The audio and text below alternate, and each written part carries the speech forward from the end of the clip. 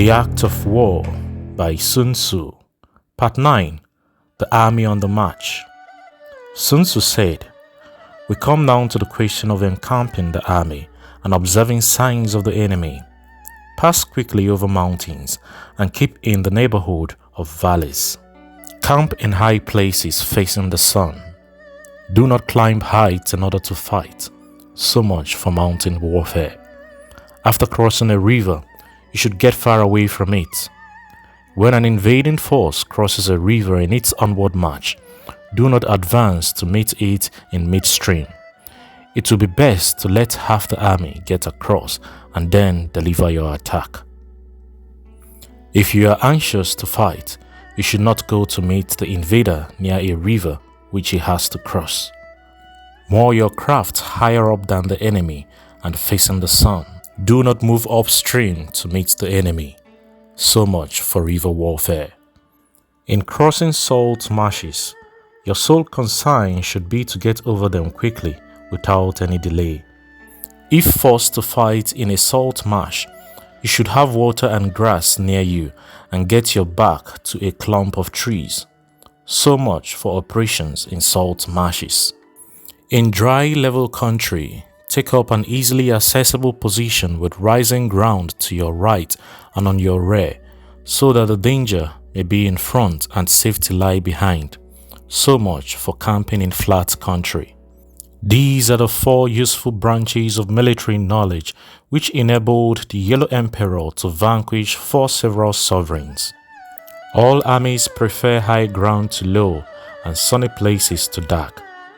If you are careful of your men and camp on hard ground, the army will be free from disease of every kind, and this will spell victory. When you come to a hill or a bank, occupy the sunny side with a slope on your right rear. Thus, you will at once act for the benefit of your soldiers and utilize the natural advantages of the ground. When, in consequence of heavy rains up country, a river which you wish to ford is swollen and flecked with foam, you must wait until it subsides. Country in which there are precipitous cliffs with torrents running between deep natural hollows, confined places, tangled thickets, quagmires, and crevasses, should be left with all possible speed and not approached. While we keep away from such places, we should get the enemy to approach them. While we face them, we should let the enemy have them on his rear. If in the neighborhood of your camp there should be any hilly country, ponds surrounded by aquatic grass, hollow basins filled with reeds, or wood with thick undergrowth, they must be carefully rooted out and searched, for these are places where men in ambush or insidious spies are likely to be lurking.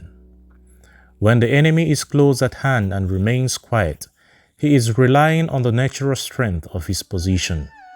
When he keeps aloof and tries to provoke a battle, he is anxious for the other side to advance.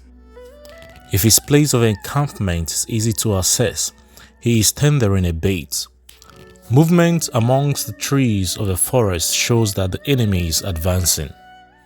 The appearance of a number of screens in the midst of thick grass means that the enemy wants to make us suspicious. Rising of birds in their flight is a sign of an ambuscade. Startled beast indicates that a sudden attack is coming. When there is dust rising in a high column, it is the sign of chariots advancing. When the dust is low but spread over a wide area, it betokens the approach of infantry.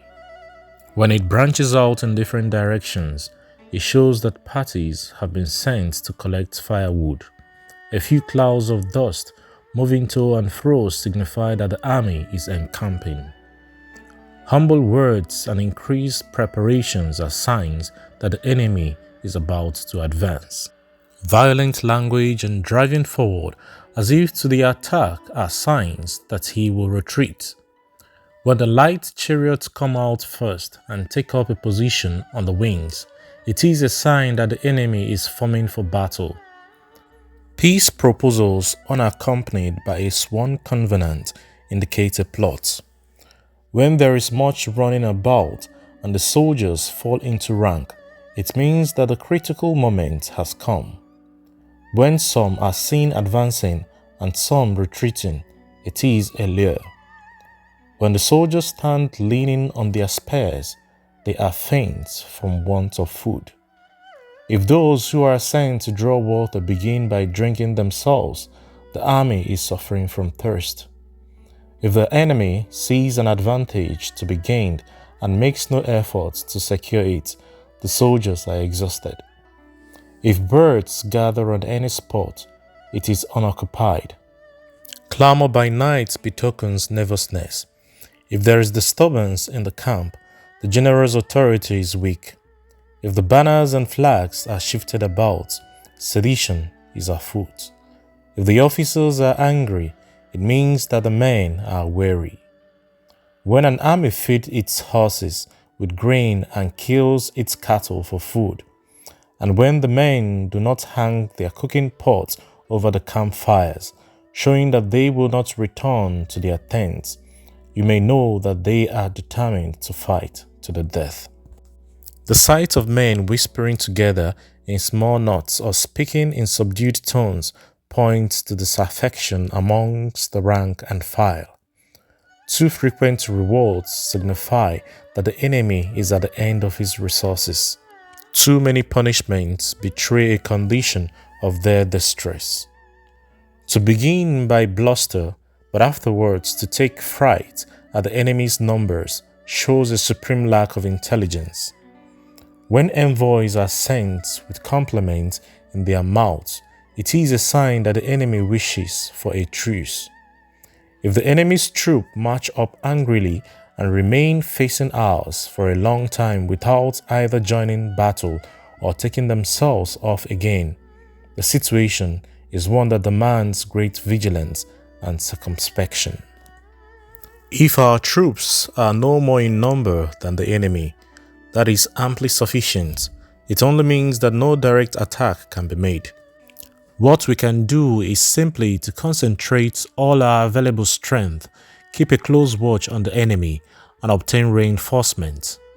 He who exercises no forethought but makes light of his opponent is sure to be captured by them. If soldiers are punished before they have grown attached to you, they will not prove submissive, and unless submissive, then will be practically useless. If when the soldiers have become attached to you, punishments are not enforced, they will still be unless. Therefore, soldiers must be treated in the first instance with humanity, but kept under control by means of iron discipline. This is a certain road to victory. If in training soldiers, commands are habitually enforced, the army will be well disciplined. If not, its discipline will be bad. If a general shows confidence in his men, but always insists on his orders being obeyed, the gain will be mutual.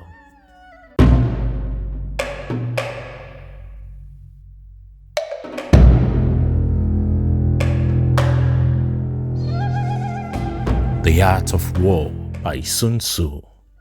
Part 10. Terrain. Sun Tzu said, we may distinguish 6 kinds of terrain to wit. 1. Accessible ground. 2. Entangling ground. 3. Temporizing ground.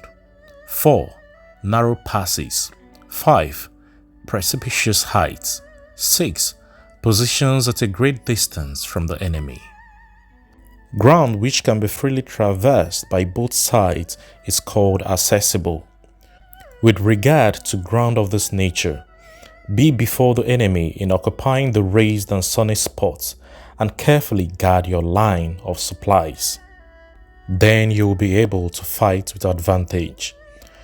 Ground which can be abandoned but is hard to reoccupy is called entangling. From a position of this sort, if the enemy is unprepared, you may sally forth and defeat him.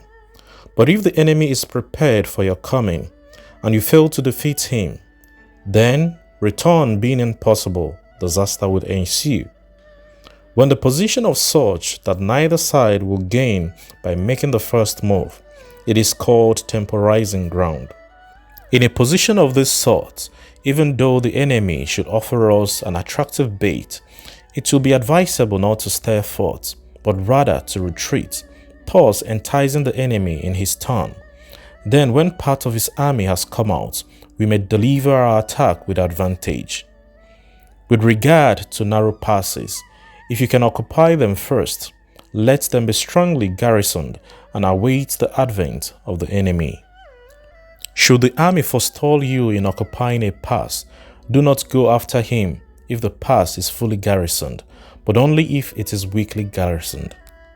With regard to precipitous height, if you are beforehand with your adversary, you should occupy the raised and sunny spot and there wait for him to come up. If the enemy has occupied them before you, do not follow him, but retreat and try to entice him away. If you're situated at a great distance from the enemy, and the strength of the two armies is equal, it is not easy to provoke a battle, and fighting will be to your disadvantage. These 6 are the principles connected with earth.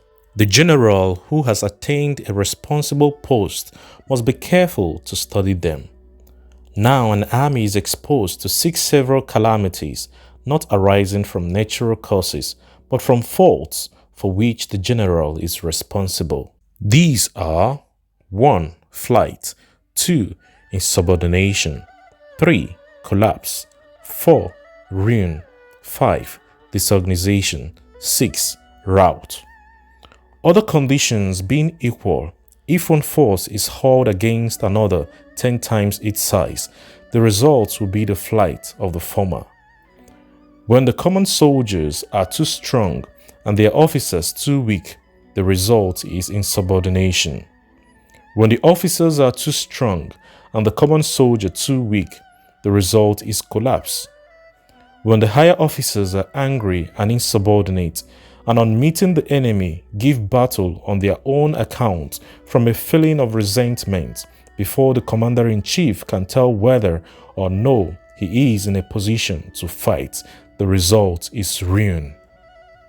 When the general is weak and without authority, when his orders are not clear and distinct, when there are no fixed duties assigned to officers and men, and the ranks are formed in a slovenly, haphazard manner, the result is utter disorganization. When a general, unable to estimate the enemy's strength, allows an inferior force to engage a larger one, or hurls a weak detachment against a powerful one, and neglects to place picked soldiers in the front rank, the result must be rout. These are 6 ways of cutting defeat, which must be carefully noted by the general who has attained a responsible post.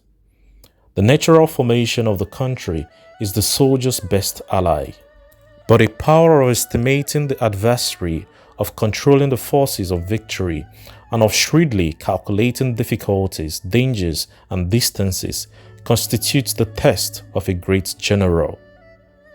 He who knows these things, and in fighting puts his knowledge into practice, will win his battles. He who knows them not, nor practices them, will surely be defeated. If fighting is sure to result in victory, then you must fight, even though the ruler forbid it. If fighting will not result in victory, then you must not fight, even at the ruler's bidding. The general who advances without coveting fame and retreats without fearing disgrace, whose only thought is to protect his country and do good service for his sovereign, is the jewel of the kingdom. Regard your soldiers as your children, and they will follow you unto the deepest valleys. Look upon them as your own beloved sons, and they will stand by you even unto death. If, however, you are indulgent, but unable to make your authority felt, kind-hearted, but unable to enforce your commands, and incapable, moreover, of quelling disorder, then your soldiers must be likened to spoilt children. They are useless for any practical purpose. If we know that our own men are in a condition to attack, but are unaware that the enemy is not open to attack, we have gone only halfway towards victory. If we know that the enemy is open to attack, but are unaware that our own men are not in a condition to attack, we have gone only halfway towards victory. If we know that the enemy is open to attack, and also know that our men are in a condition to attack, but are unaware that the nature of the grounds make fighting impracticable, we have still gone only halfway towards victory. Hence, the experienced soldier, once in motion, is never bewildered. Once he has broken camp, he is never at a loss. Hence the saying, if you know the enemy and know yourself, your victory will not stand in doubt.